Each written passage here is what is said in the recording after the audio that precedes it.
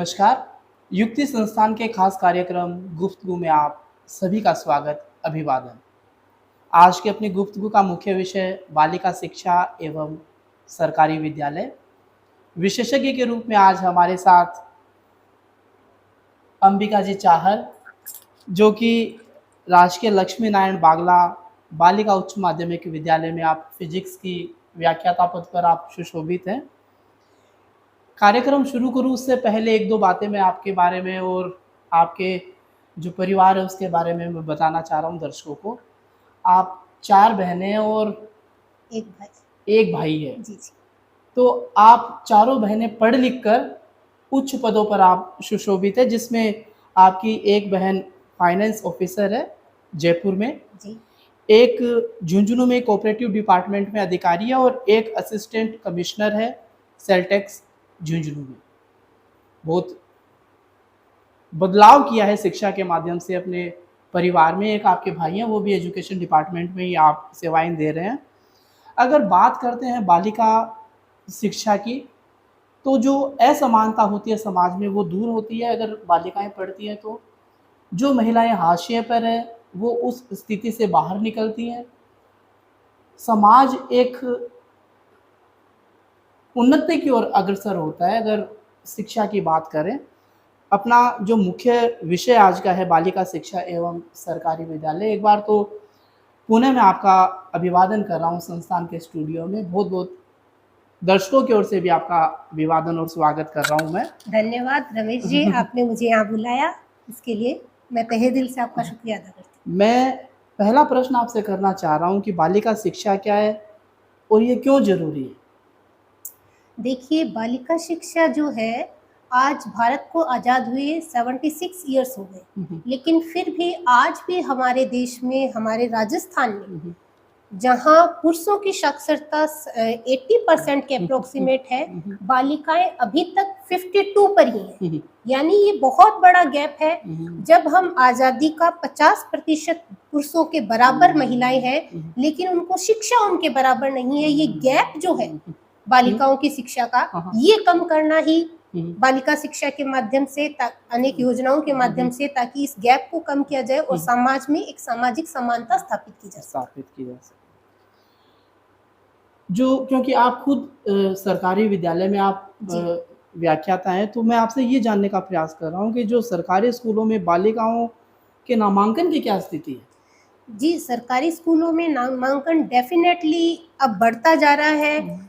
आप देखते हो कि आरपीएससी जैसी जो टफ कंपटीशन है उससे सेलेक्ट होकर टीचर्स आते हैं। आप यूँ मानिए कि जितने भी कॉम्पिटिटिव एग्जाम है उनमें सबसे ज्यादा कंपटीशन आज के टाइम आरपीएससी और टीचिंग जॉब में ही है। तो आप मान सकते हैं कि वहाँ पर इतने क्वालिफाइड टीचर है और दिन ब दिन नामांकन डेफिनेटली बढ़ रहा है। कुछ मूलभूत सुविधाएं हैं, उनके लिए मुझे यूँ लगता है समाज के लोगों को साथ में आना चाहिए और उनको और बेहतर बनाना चाहिए ताकि शिक्षा को और उत्थान हो सके। चुनौतियां कौन सी मानती हैं आप बालिका शिक्षा में? बालिका शिक्षा की चुनौतियां तो बहुत सारी हो सकती हैं, लेकिन इनमें प्रमुख जो है वो पेरेंट्स जो है वो उनका विश्वास कि जो जहां हमारी बच्ची जा रही है वो सुरक्षित है या नहीं। तो इसके रेफरेंस में ये बताना चाहूंगी कि सरकार ने चूंकि बहुत सारी योजनाएं शुरू कर रखी हैं, 5 किलोमीटर से ज़्यादा दूर से अगर बच्ची आती है तो उसके लिए ट्रांसपोर्ट वाउचर है, साइकिल की भी सुविधा है। लेकिन इसके अलावा और मैं दर्शकों को बताना चाहूँगी आपके चैनल के माध्यम से कि केजीबी विद्यालय जो हॉस्टल है, उनमें हमारे स्कूल से ही अटैच्ड केजीबी का हॉस्टल है और उसमें 100 बालिकाएं रहती हैं। सब कुछ फ्री ऑफ कॉस्ट है। आप यूँ मानिए निश्चित होकर पेरेंट्स उसको वहाँ भेज सकता है और वो बेहतर एजुकेशन वहाँ से ले सकते हैं। जब बालिकाएं शिक्षित होगी तो समाज आगे बढ़ेगा। जी, आप क्या राय रखती हैं? डेफिनेटली बालिका अगर एक माँ शिक्षित है तो वो अपने बच्चे को और बेहतर, अपने परिवार को और बेहतर बनाने में बिल्कुल सहयोग देगी। बालिकाओं की जो शिक्षा है उसको लेकर सरकार के द्वारा क्या क्या कदम उठाए जा रहे हैं, उनके बारे में भी आप थोड़ा बताएं। सरकारी योजनाओं में छात्रवृत्तियां हैं, हर बच्ची को छात्रवृत्ति मिलती है, उनको फ्री ऑफ कॉस्ट बुक्स मिलती हैं, फीस के नाम पर कुछ भी नहीं है और जैसे अभी मैं आपको बताऊं, अभी जो 12th बोर्ड का रिजल्ट आया है, 100% रिजल्ट रहा है हमारे स्कूल का भी, तो जिसमें 30 में से 15 बच्चियां जो है वो अबो 75% है, यानी उनको गार्गी पुरस्कार आपको पता ही होगा कि 3-3 हजार रुपए की 2 साल की किस्त मिलती है। तो बहुत सारी योजनाएं हैं जो सरकार इसको प्रोत्साहन देने के लिए चालू है।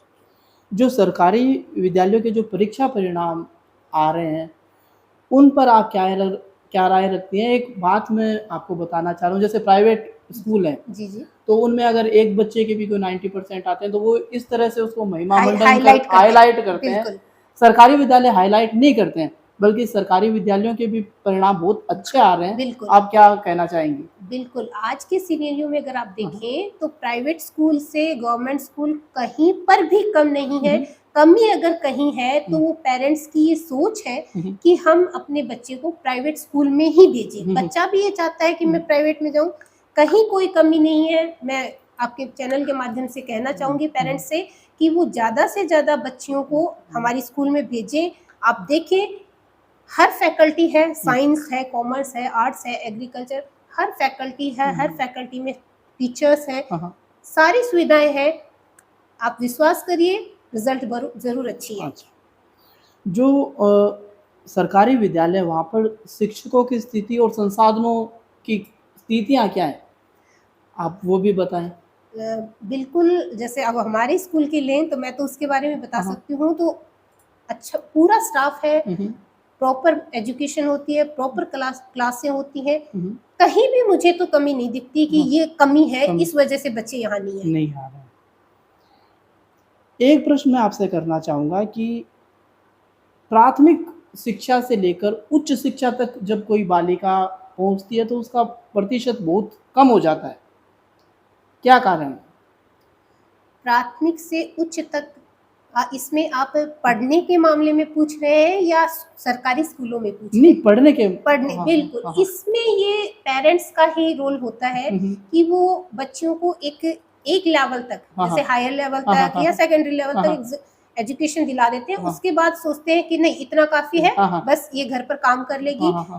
भाई, आप बराबर बेटी के बराबर बेटों को एजुकेशन दिलाएं। जैसे आपने शुरुआत में मेरी बहनों का रेफरेंस दिया था, तो मैं बताना चाहूंगी हमारे परिवार में कभी भी ये भेदभाव नहीं हुआ कि ये बेटियां हैं, ये बेटा है। तो मैं सभी पेरेंट्स से रिक्वेस्ट करूंगी कि वो अपनी बच्चियों की एजुकेशन बिल्कुल भी बीच में ना रुकाएं, ताकि ये जो रेशियो है ये कम हो सके। एक व्यक्तिगत प्रश्न मैं आपसे करना चाह रहा हूँ कि आप प्राइवेट स्कूलों में भी पढ़े हैं और सरकारी स्कूलों में भी आप स्वयं पढ़े हैं, बिल्कुल। क्या अनुभव रहा आपका? बिल्कुल, मैं ये कहती हूँ कि मैंने अपनी एजुकेशन के केवल 2 ही साल 9th और 10th बिरमी मेरा गांव है, उसके सरकारी स्कूल में मैंने पढ़ा है। वाकई में अलग ही अनुभव था, अलग ही टीचर थे। उन जैसे टीचर आज तक नहीं मिले। धन्यवाद करती हूँ दिल से कि ऐसे टीचर्स मुझे मिले उस स्कूल में।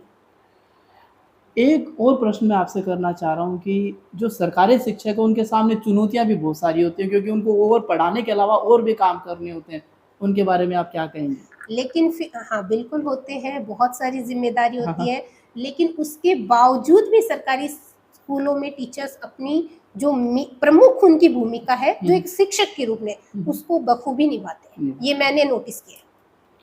देखिए, जैसे छात्रवृत्तियां हैं, पुरस्कार है या अन्य योजनाएं जो बालिका शिक्षा को बढ़ावा देती है, इनसे क्या वाकई में फर्क पड़ता है शिक्षा के स्तर में?